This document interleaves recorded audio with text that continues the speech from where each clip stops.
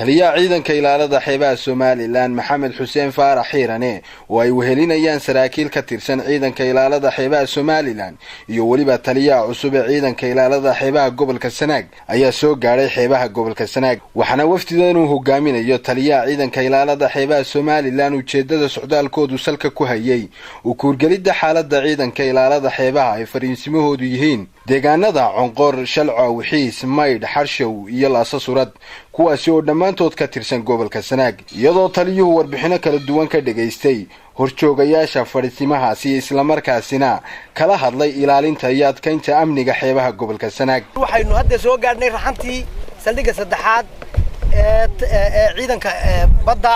raxantan waxay qabataa waa raxanta gaadiidka badda ku howlgasha, gaadiidka hortuunu yaala midmid baynu eegi doonaa, qalabkoodu way haystaan, waa niman badda aqoon u leh, waxayna ka soo hoyeen guulo fara badan.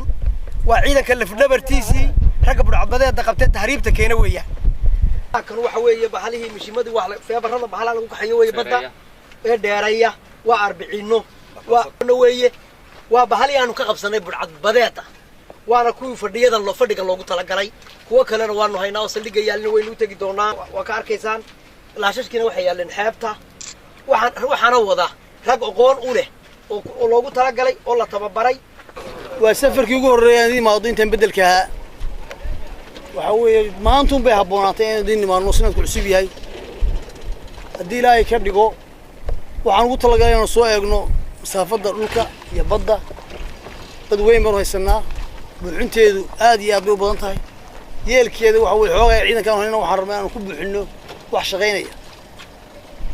aragtidaan arkayno waxa wax badan baynu tusaysaa inaanu qaramayn mid Hargeysa iska jooga, mid wax matara ee aanu qaramayno qof wax taraya.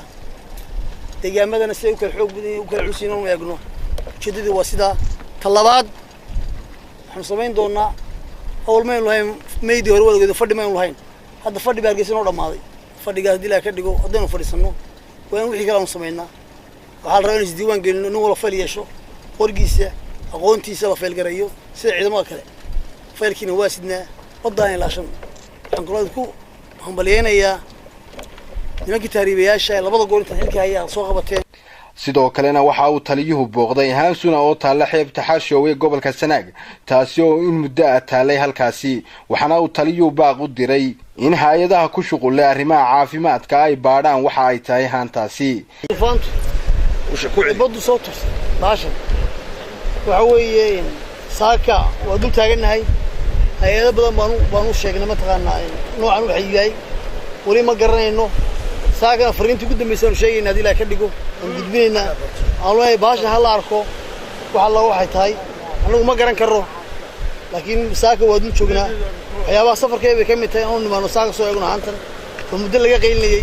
gabagabadiina taliyaha iyo wafdigiisani waxay kulamo la qaateen waxgaradka iyo waayeelka degmada Maydh ee gobolka Sanaag waxayna ka wada hadleen sidii meel looga soo wada jeesan lahaa ilaalinta iyo adkeynta amniga xeebahaasi. Cabdiraxmaan Axmed Ilsar, fogaan aragga xorta Star TV, magaala xeebeedka Maydh ee gobolka Sanaag.